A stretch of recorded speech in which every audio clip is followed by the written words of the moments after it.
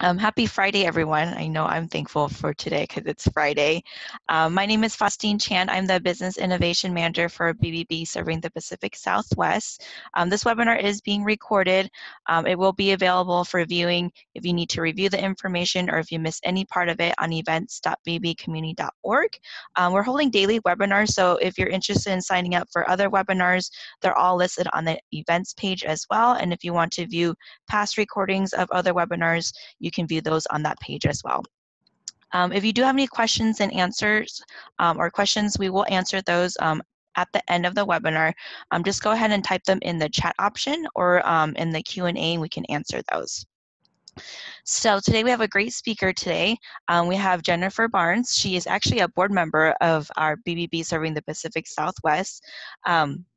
She also graduated from the University of Arizona with a bachelor's degree in finance and marketing, and she moved her way quickly up the ladder a few years after graduating, and she found herself in a consulting role as a controller and director of accounting for numerous companies and nonprofits throughout San Diego. So she basically left Arizona for San Diego, for those of you who are joining us. She also earned an MBA from the San Diego State University and completed her Becker's CPA courses in 2011. She also enjoys volunteering her time in the business community and also the community, sitting on numerous boards, including the Business Executive Councils, Junior Achievements, and also being a judge in Rotary Clubs, other various student competitions. So please welcome our speaker today, Jen Barnes. Hi, thank you for the introduction. Today we get to talk about cash flow forecasting, some key performance indicators, and some cool tools, tricks, and techniques for creating an accurate look forward. You already heard my bio. Here is just some contact information for me today, Jennifer at optimaoffice.com. If there's any questions, we can answer those towards the end. And we will be keeping track of all the chat questions and anything else that comes up during this presentation. So let's get started on what we're going to cover today. And I don't know, Faustine, did you want to take away the video, or I don't know if it's still on? Yeah, I can take it away. No worries, Okay. And then you can just focus. Just make sure, whatever's best for everybody. Okay. Today we're going to cover a few things, some really important financial objectives, of course. Many of you dealing with COVID and all the financial pressure need to figure out next steps in planning. So how do you reset your business goals and objectives? What is the urgency today due to all the pressure that COVID has put us all in? And then what information do you need to create an accurate 13-week cash flow forecast? And then what makes for a good report? What makes it effective? Let's also talk about how do we reforecast our revenue, because you're going to have to reforecast your revenue in order to get a decently accurate cash flow forecast put together. Another variable to cash flow is understanding your accounts receivable, which is money in. All of us want money in right now. And then accounts payable and inventory, cash out. What do you have to spend money on right now? What's essential? And then lastly, we'll focus on some key performance indicators that you can look at right now to help you better understand where your business is at and where it's going. I'm a huge proponent of cash flow forecasting. I think it's the livelihood of your business, how much cash you have now, and how much you're going to have in the future. Now, whether that's 13 weeks, which is a quarter, or whether that's an entire year or 5 years. The better you can plan, the better likelihood of success for you. A 13-week cash flow, budgeting it out and looking for the whole quarter, will really help you to avoid any unnecessary surprises, whether it's good or bad. You want to be able to plan. And understanding your cash flows will just help you overall manage your company better, help you plan and prepare. You're going to need to have an accurate AR and AP report, because if you don't know how much you're owed and you don't know how much you owe, you're going to have it very difficult to navigate all of this successfully right now. And then even more important, you need to have accurate and timely financial statements. If you're going to try to get some capital or get a loan, you've applied for PPP funds or an EIDL loan or whatever capital you've gone after right now, you're going to need to have an accurate financial statement, and you're going to be wanting to track everything, all the ins and outs accordingly. So this is a fun little spreadsheet. I know many of you who don't work in spreadsheets on a daily basis probably just hate looking at Excel spreadsheets. Some of you might enjoy it. So I wanted to make this really simple that anybody can really do. Now, if you look up at the top left, it has your beginning of week cash.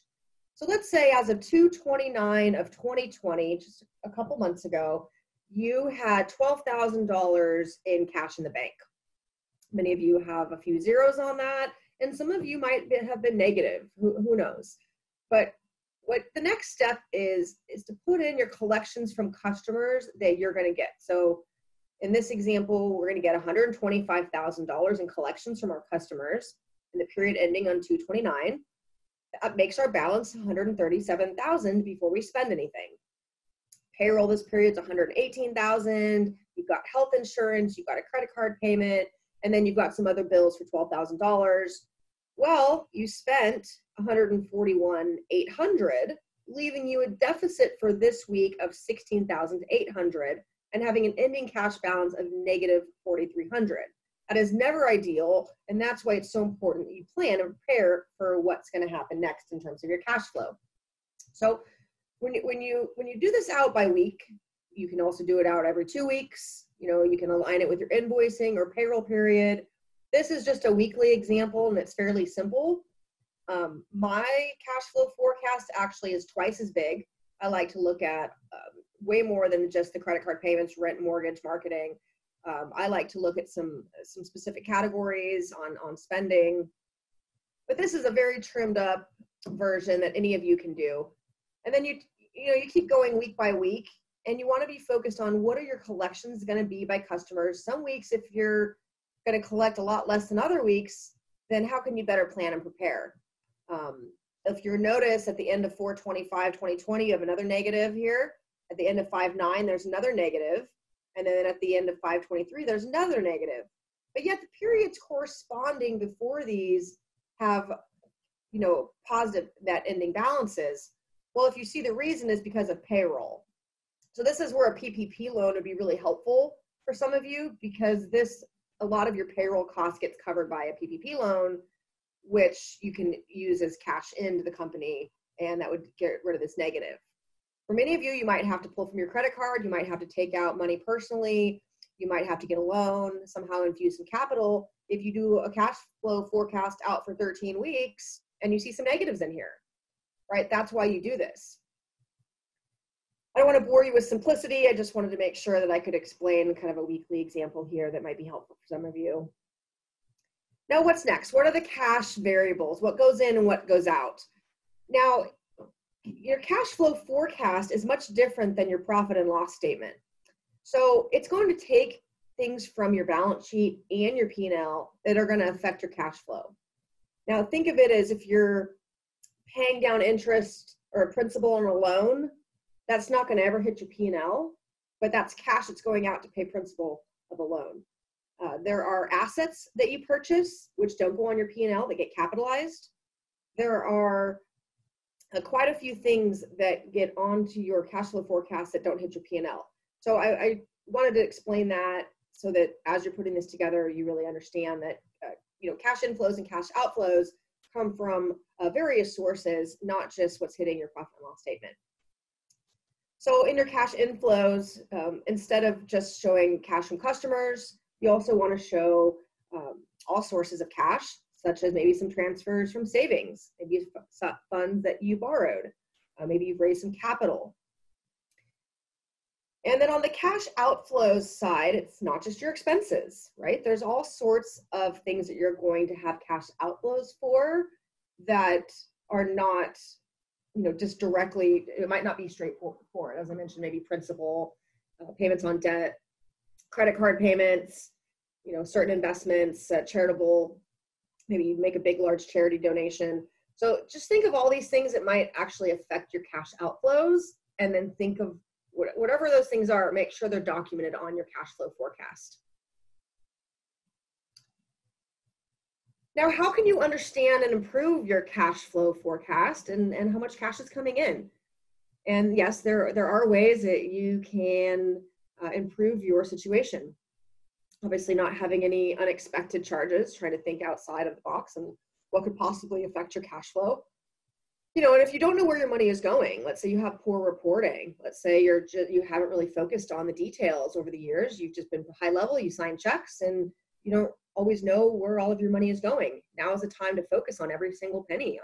Am I really focusing my time and energy on spending money on things that are benefiting my business and adding value? And are they essential? Are some of these costs essential? Now, cash flow problems, you can tell if people are paying their bills late. They get interest fees and late charges and overdraft fees. And another issue is commingling. If you're just put everything into one bucket and you're paying personal costs out of that, you're not separating things out, or you're using Paul to pay Peter and you're transferring funds between multiple entities, that can create some pretty big cash flow problems. And just some basic elements on the far right here of your cash flow forecasting. As I mentioned, cash flow and P&L are not the same at all, and there can be a lot of things in your cash flow forecast that do not at all go on your P&L and may never go on your P&L. I would probably say that a cash flow forecast can be done in QuickBooks. Most accounting softwares don't do a very good cash flow forecast. You do have to export the information of various bits and pieces from Excel, from QuickBooks, and put it into Excel. So you'll want to make sure that your Excel formulas, everything ticks and ties. And you might want to have an expert do this if you have a controller or CFO or somebody higher level that can put this together for you. Some people actually ask their CPA to do it, or they outsource it to an accounting firm. I don't see very many bookkeepers that are able to get an accurate cash flow forecast put together week in and week out, but some people do use their bookkeeper for that. I always like to have a second set of eyes, though, if I am just having a bookkeeper level person put it together for me. Definitely never commingle funds. Do what you can to keep things separated. And not to state the obvious, but your opening cash balance plus cash in minus cash transfers out is your ending cash balance. So I definitely don't want to get too simple here. So in summary, when you're putting together the cash flow forecast, you don't want to have any surprises. Do it now. As long as you are a business owner, you should always have a cash flow forecast. Even if you have $1 million in the bank, right, you should still forecast out how much you have and how much you're going to spend. And at the end of the period, what can you do with excess capital? You can invest it. You can, reinvest in your company. You can purchase other things that are going to benefit you in the future. So no matter how much money you have or how much money you don't have, you want to put together a cash flow forecast. Always have a second set of eyes on your cash. I would say that there's a lot of fraud that occurs and human error. So you might have this one great person who's super smart. I can guarantee you they're going to make errors from time to time. And so you shouldn't just have one person responsible for everything. Not to state the obvious again, but you should never, ever have the same person at your company responsible for cash who's also responsible for your payroll, doing accounts payable, and bank and credit card reconciliations. That is an easy way to experience some fraud or have some issues. You need to have some segregation of duties and internal controls. Again, if the more that you understand your cash flow, the better you're going to be able to manage your business for, especially for COVID right now, and make sure you know how much you're going to need to have in the bank for the next 90 days, which is the 13 weeks periods that we're discussing. And you want to make sure that you do have accurate financials and do keep track of all your COVID-related expenses, whether you do that in a class code in QuickBooks or whatever software you use, separate it out. Make sure that if you want to really simplify it, just create a GL code that has COVID on it. Track every single dollar of your COVID expenses, track it separately so you know the impact that COVID had on your business. And if you're trying to get for forgiveness on a PPP loan, you definitely want to track all of your COVID-related expenses and also where you're spending the PPP funds. You did get PPP money, you'll want to have a separate bank account. probably heard this in other webinars, but having a separate bank account for your PPP money is going to be extremely important to not commingle anything and be able to justify any kind of forgiveness. And lastly, having accurate and AR and AP reports will help you better plan. So just make sure you know how much do you owe and then how much is owed to you. So part of putting together a cash flow forecast, you need to reforecast all of your revenue. So when you're reforecasting out your revenue, there are multiple ways to do this, and it really depends on your specific business. So I'm using accounting services in my example here because we are an accounting services company and we're professional services in general. And so we count revenue by business day. Now this is purely an example here, but revenue per day, let's say March was $18,593, which had dropped from January and February. But then April, due to COVID, is going to drop all the way down to $16,500. Maybe May starts climbing back up again to 17. But you see there's a pretty dramatic decrease because of COVID in your revenue, a huge decrease in revenue. So rather than having, $420 or $30,000 in April, this company is only going to have $360. So estimating it by business day is one way of doing it. You can also do it by customer. What kind of revenue am I going to get per customer? What kind of revenue per department? What kind of revenue am I going to have on products? Maybe you are selling 5 different products. You expect each product to sell 10 units.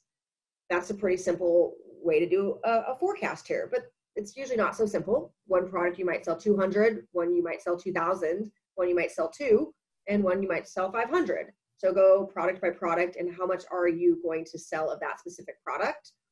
I can almost assure you that 99% of businesses right now are going to need to reforecast their revenue because of COVID. Some businesses, probably a small percentage of businesses, are going to have a huge increase in revenue because of COVID. Let's say you sell hand sanitizer or face masks or something that people really need right now, or you're in healthcare. Well, your services might have increased. If you're a restaurant, you're going to have to completely reforecast out all of your revenue. If you're a gym, if your business is shut down right now, your April revenue is going to be 0 unless you're doing takeout services. And if you're a gym, your revenue is going to be 0 unless for some reason your members decided to still pay you, which is unlikely. But at the end of the day, I can't stress enough that you're going to have to get potentially granular and look at each individual customer or product or service and reforecast out your revenue. This is a really simple example, but it can get very, very complicated. You can have 5 tabs of revenue worksheets and tying all of it together. So just like a cash flow forecast, you might want to have this done by a professional, by your controller, or somebody that is really good with Excel and numbers and make sure all the formulas tick and tie. Let's move on to accounts receivable. This is a huge part of your cash flow, right? If you've got $1 million in accounts receivable right now, but they're on 90-day terms, and you're not going to collect that $1 million for 90 days, well, what are you going to do in the interim? That's a pretty extreme example, but all of us have well, not all of us, but many of us have accounts receivable. And so it's understanding is anything old? Is all of my AR current? One really great trick, and I have stated this in other webinars, and I just think it's so simple, but it works really well, is collecting your invoices on pink paper. All right, so let's say your customer's late, 30 days, 45 days, whatever you decide. Well, you actually can print that invoice on pink paper, put a red past due stamp on it. You physically fold it, put it in an envelope, put a stamp on it, and mail it out. Something about that, it's kind of like a mind trick for accountants. We don't really like pink and yellow paper sitting in our stack. And so if you send something on pink paper, it really stands out. And you might see customers have an influx of payments coming in when you send them out on pink paper. But, you could start with a nice friendly phone call, ask to understand their situation. How can you possibly work together to get the payments faster? And then, can you look at your payment terms? Are you being too generous? Are you doing 30 or 60 or 90-day terms with people when you could probably just do 20 or 15? Here at Optima, our days outstanding on our invoices about 20, right? We have a 20 and everybody pays on time. I mean, granted, we do ACH and credit cards to make sure that, we're in charge of charging people. But, many customers are, businesses aren't in that same situation. So their days outstanding might be 45, might be 60 days. So that's a really good metric to know, which we'll talk about how to calculate later in the presentation. But really take a look at how can you collect your funds as soon as possible? What are your payment terms? Can you send out payment reminders? Can you give early payment discounts? Let's say you pay within 5 days. Can you get a 3% discount? If you pay within 10 days, is it a 1% discount? So find out what makes sense for your specific business on if offering payment discounts by getting paid sooner could potentially help you. Oftentimes, larger businesses that do have excess capital will be happy to take the 2 to 3% discount in order to, and they have no problem paying you faster. This is a huge one. That's why I save the best for last. So how can you review and look at your invoicing process to potentially make a revision to it?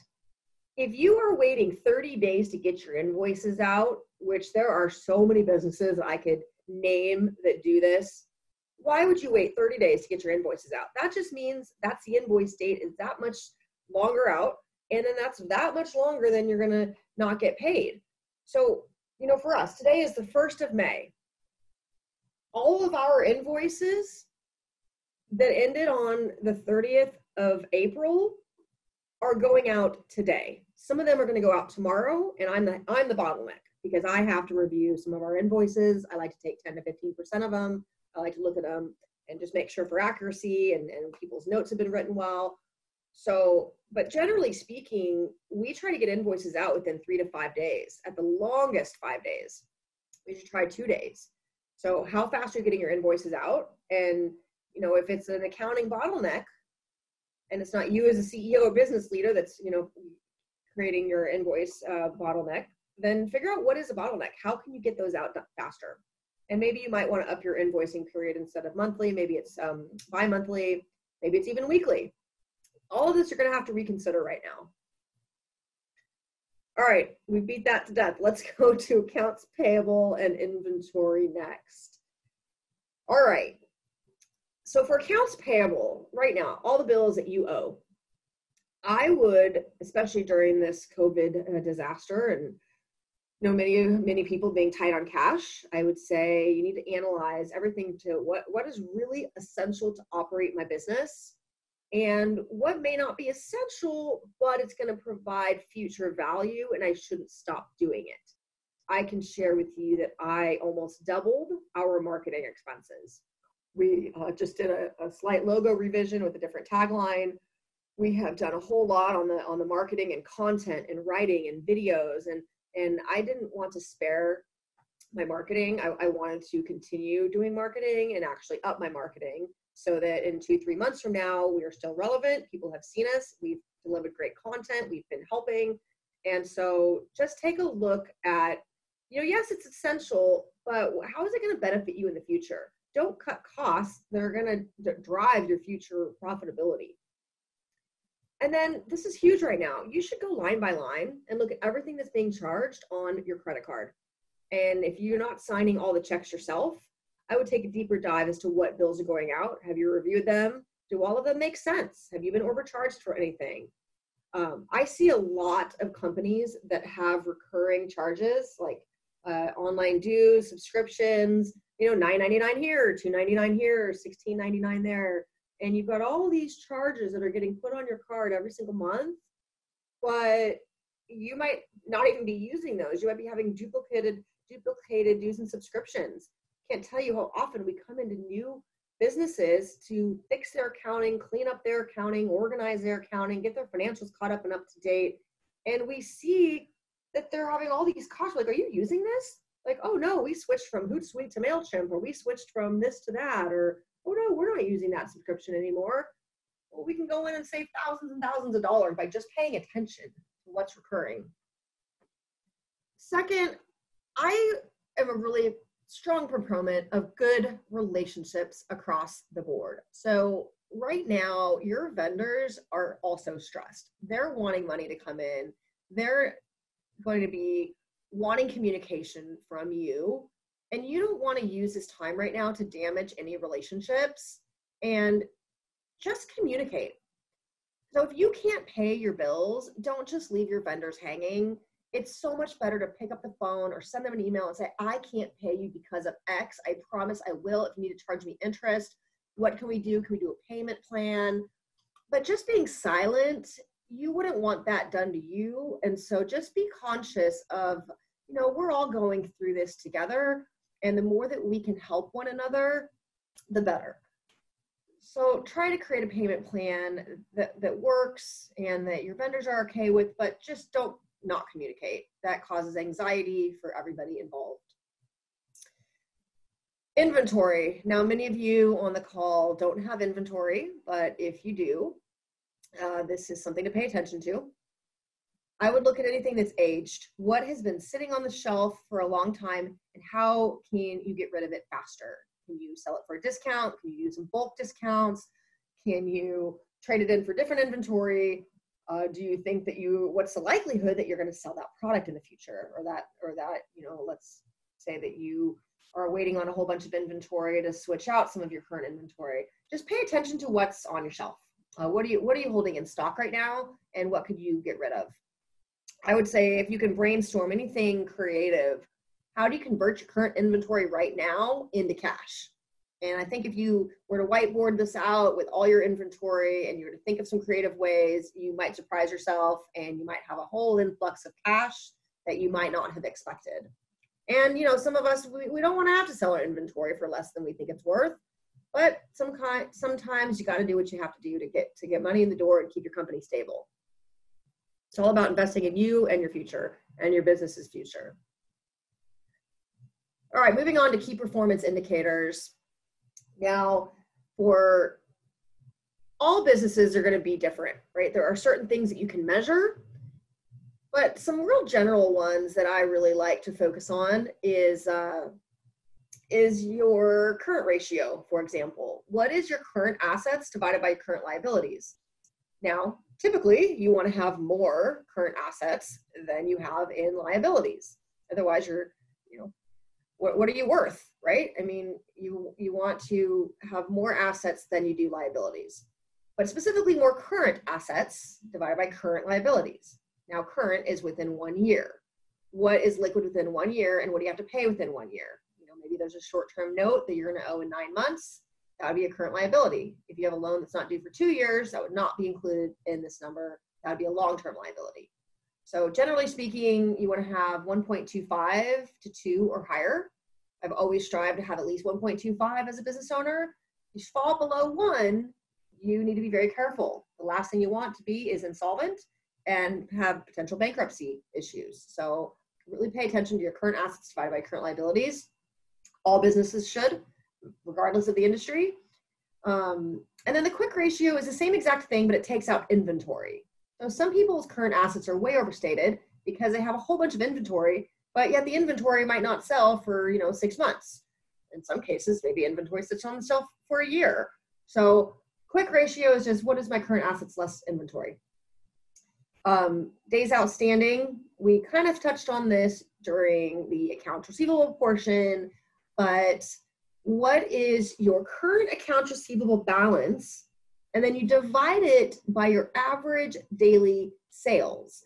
So if you do $30,000 a month, there's 30 days in the month, then it's $1,000 a day divided by your current accounts receivable balance. It's a pretty simple number. Now you could do 30 days of the month, or you could just do business days. I like to measure it by business days, but there's, some people just do a 30-day ratio. Burn rate. Now this is really important. What is the rate at which you're burning cash? Now, how much does it cost for you to run your company every single month? Now, if it costs you $100,000 a month to run your company and you have $200,000 in the bank, great. You have 2 months of cash on hand. If it costs you $100,000 a month to run your business and you have $25,000 in the bank, then you only have a quarter of a month in reserves or cash available. So what is the rate at which you burn in cash? Do you have 2 months, 3 months, 4 months? I generally try to recommend 2 months cash on hand at all times.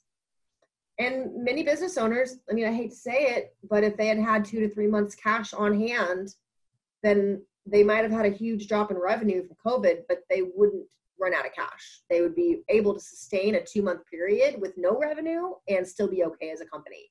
So it's the business owners that have not had 2 months cash on hand, maybe they have 1 week cash on hand or 2 weeks or 3 weeks, that are really with their hair on fire right now, stressed out, trying to figure out how to get capital in the door. So this is a metric to focus on in the future, to look at how much does it cost to run your company every single month, how much cash is going out the door. Lastly, this is for the people with inventory. Your inventory turnover rate is how quickly are you turning over the inventory that's on the shelf. This is your cost of goods sold divided by your average inventory. Your average inventory is the beginning of the month divided by the end of the month.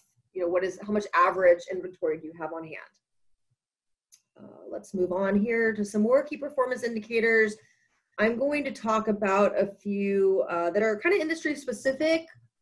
They may be relevant to you, they may not be relevant to you, but this is meant to help you brainstorm on the types of operational key performance indicators that you need to pay attention to as a business owner. So for example, this is a professional services company. What is your average invoice per month? This top graph here. So, okay, we're averaging $1,000. Oh, 2015 goes up, 2016 goes down, 17, 18. Now, what did this company do in 2018 to get their average invoice almost double what it was previously? Right? That's a metric you'd want to follow. You know, what is my average invoice per month? What are my billables per day?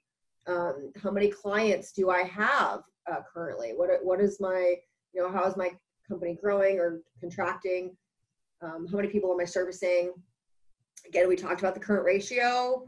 If this is a current ratio, what is the current ratio doing, right? Wow, this is great. In March, it went up, and then wow, it went down a lot. Well, I'd want to know what happened between March and April and why there was a drop.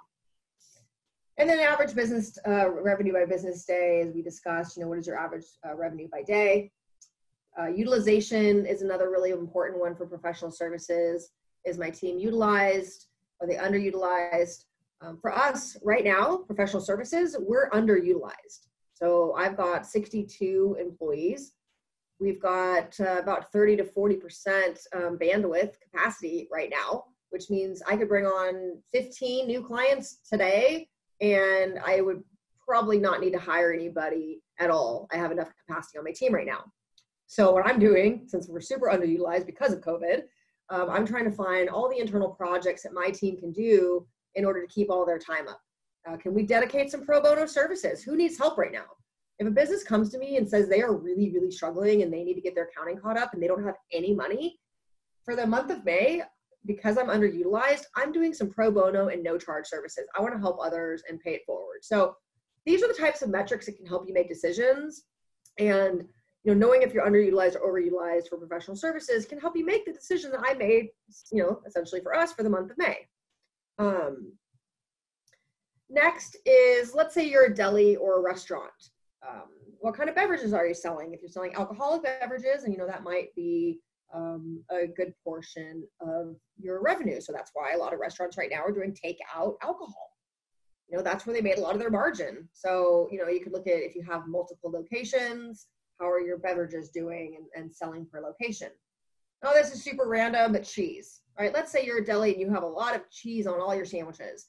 Well, you're going to want to know which locations want more of certain cheeses.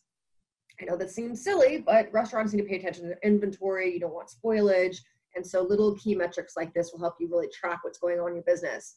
Now, cheese is one example. Obviously, you could do meats and side dishes and different types of pizza, or, you know, what kind of products are selling faster than others, what locations are doing more than others. And where are you making a lot of your bottom line? And maybe that's what you should have as your takeout services right now. Those are the types of beverages maybe you could be offering at your organization. So for bars and restaurants and whatnot that, you know, are really struggling right now, paying attention to where you're making your margins and your profits, and at least keeping your customers happy and in the door, you know, is something to really focus on right now, and always, but especially right now. Here's the last one to talk about industry-wise is maybe for a not-for-profit. Now, here's some really simple examples I just pulled off and snipped off of some client examples. But revenue structure, what is your revenue from donations, from fundraising, from maybe customers paying you, and then maybe some contracts and grants. So any month, you kind of see the breakout. On the bottom left is new donors. So donor retention, and what is your donor activity over time? Is the same donors donating month over month? Did you just forget to invoice them in 2020 and they paid you quite a bit in 2019? I would go through all of the vendor lists and say, okay, well, donor lists, and say who normally gives me money and have they given this year or not? And sometimes just paying attention to your donor activity can really help you sustain yourself as a not-for-profit. And then, what is your current donations versus what are new donors? Also with not-for-profits, here's another way to look at it. Here's a pie chart, kind of the same thing as revenue structure, but is it private contributions, grants, investment income, other income, fees from goods? So however you can track your where the funds are coming from is important. And here's just another snippet on maybe some program-based key performance indicators. What are some programs doing, percentage of revenue versus others? And then for nonprofits is really, what is my administrative cost? Is it 25% of the overall? What's my fundraising? And then what's my program? Generally speaking, people want to donate to not-for-profits that have a large percentage of all the money that they're donating going into their programs. So looking at your functional statement of expenses and creating some key performance indicators around there sometimes helps you really understand what's going on in your business. All right, this is what everybody can focus on right now. These are some key performance indicators that, working capital, for example. What are your working capital needs? How much cash do you need to get through this hump right now for the next 90 days, for the next year? What are your working capital needs, and how are you going to get working capital?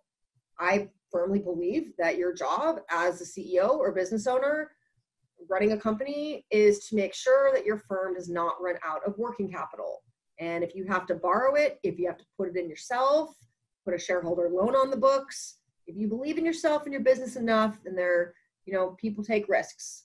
How risk averse you are, how risky you are is an individual preference, but working capital needs is your job as a CEO and business leader to make sure that all those people that work for you can feel trusted. They can trust in you, and they can feel stable that they are working for a company that's not going to run out of cash. So sometimes you might even have to take a higher interest loan. You might have to do a bridge loan. You might have to find investors. Right now might be a good time to look at your business and your equity structure and determine, do I want some minority shareholders? Do I need a big cash infusion? Should I go out and try to get some angel money? What am I going to do to plan for the future? And are there going to be any disruptions? Or obviously many of you have already been significantly disrupted. So maybe there's going to be some continued disruptions. Well, how do you get around that? How is all these disruptions going to affect your liquidity? You really need to think high level here and also in the weeds. Don't leave anything unchecked here. And the next one is gross margin percent trailing 12. So over the historical 12 months, what was your gross margin percentage? Is it month over month the same? What is your gross profit margin now? And what was it before COVID? If you went from making 40% a month in gross profit, which is your revenue minus your cost of goods sold, or your cost of products, cost of services, revenue minus cost of goods sold is your gross profit. The percentage is just divided by your revenue. And then what was it before COVID? If you were operating at 40% margin, COVID hit, and now you're operating at 20% margin, well, that just changed your break-even amount significantly. So what is your break-even amount? Knowing your gross margin percent helps you reverse engineer what your break-even amount is and how much you have to spend on operating costs, such as general and administrative. So then let's move on to operating margin. Operating margin is, after gross margin, then you've got your operating expenses. look at all of your general and administrative expenses. Look at personnel. Look at professional services. Look at dues and subscriptions. Look at facilities costs. You know, what are all your operating expenses? And then what is your operating margin? As I stated earlier, if your operating margin, you've got 5% operating margin, hey, that might be okay for you. You're still making a profit. That's your operating profit though. Then there are things below the line, such as depreciation, amortization. There might be some, you know, maybe some staff bonuses you put below the below the line. There are several things that go below the line. And so it's really determining what are all those operating costs, and then are your margins lower or higher than they were previously. So how do you maintain historical levels of profitability, especially right now in an environment where supply and demand have changed significantly? I would take a look hard at your, your fixed costs and your variable costs, and then determine what costs do you need to run the business? What's crucial? What's essential? What do you really need to have right now? And then what can you spend later? And then lastly, we kind of beat cash to death, but how many days cash on hand do you have? Not just months. So I would just take this quick formula and look at how much cash do you have in the bank right now? How much cash does it take you to run the company every single month? And then divide that by day.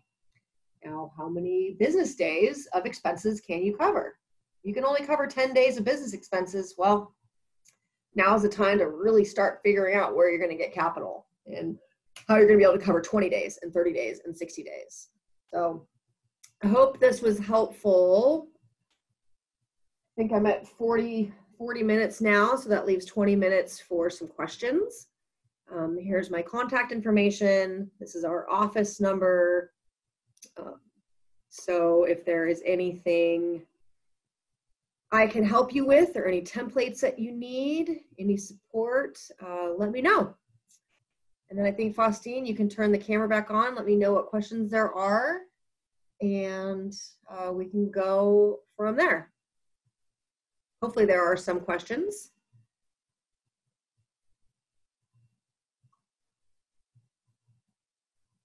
I just turned back your camera. There you go. Got it. Okay. I have 3 screens, and so I've got the video on one screen, I got the PowerPoint on the other, and I've got this other one. So there was a question that was submitted beforehand. So if you're still on the call, we are asking your question now. For clients that you're already giving a discount to if they pay their invoice early, do you recommend giving a discount for clients who pay in cash? I mean, if they're typically paying via credit card and you're getting charged 2% merchant fees, then you might want to charge a 2% discount to pay in cash. If you're charging companies with a credit card, then sometimes you can actually get them to pay it. We charge a 1.5% to all of, if any of our customers want to pay with a credit card, sure, you can, but you know, some of those points cards, gosh, like 3 to 4% can be your merchant costs. So make sure you negotiate your merchant costs. Try to get as low as possible. And yeah, if people are willing to not pay you via credit card and pay you via cash, then maybe a 1 to 2% discount is reasonable. Great, thank you. Someone also wrote, you mentioned about keeping receipts if we applied for the disaster loans and got one. Do you think we will be able to deduct some of these related expenses for the virus in our taxes in 2020? Well, any expense that you have is going to be likely a tax deduction. I mean, the only areas where you don't get the full deduction is like meals and entertainment. I believe that's at 50%. I actually think in 2020 that might be changing even further down. But you're going to want to keep track of everything just for your own edification as well. But if they're for forgiveness on these loans, I mean, you can only use the PPP forgiveness for any payroll costs for each person under $8,333 a month, which is $100,000 a year. they want to keep track of all the employees and individually what their costs are. You can also get forgiveness on your health insurance, on your rent, on facilities costs such as internet and some of your utilities like your SDG&E bill. All of those things are covered under the forgiveness plan. For me specifically, I've got 62 people, and I believe there's 20 of them that make over $100,000 a year. So none of that will be forgiven or included on a PPP loan, for example. It's just under 100,000. And so you just want to really track what's covered and what's not. Federal taxes, employer federal taxes are not covered under PPP. So there are certain payroll costs that are not covered. And so it's really knowing how do you get the full forgiveness is pretty important right now. There was a comment made by Thor. He mentioned they just came out that there's no deduction for the PPP loan payments. Right. Well, Thor's awesome. We love Thor. He's a really great CPA. I think Thor knows all the ins and outs of tax law and what's deductible and what's not. I did go through all the Becker courses and took all the exams, but I am not a CPA. So don't ask me tax questions, Thor. I go to Thor's my CPA. Thor, ask Thor tax questions. He did mention you're very smart though, so. I try. I don't see any other questions. If you have any other questions, we can do one last look through them. See if we can help answer anything. If you think of anything, Jennifer's information's on the screen as well, and you can contact her directly if you think of anything. But I want to thank Jennifer again for taking time out of her busy day to educate us on some of these great business tools that our businesses should be doing. And if we're not doing them, to please start doing them, because it's very important, especially when we go through a crisis like this again. But thank you so much, Jennifer. Thank you everyone for attending. Remember, this webinar was recorded and it will be posted 1 to 2 business days on events.bbcommunity.org, and you can check out for additional webinars coming up next week and also review past webinars. But thank you everyone again for attending, and have a great weekend.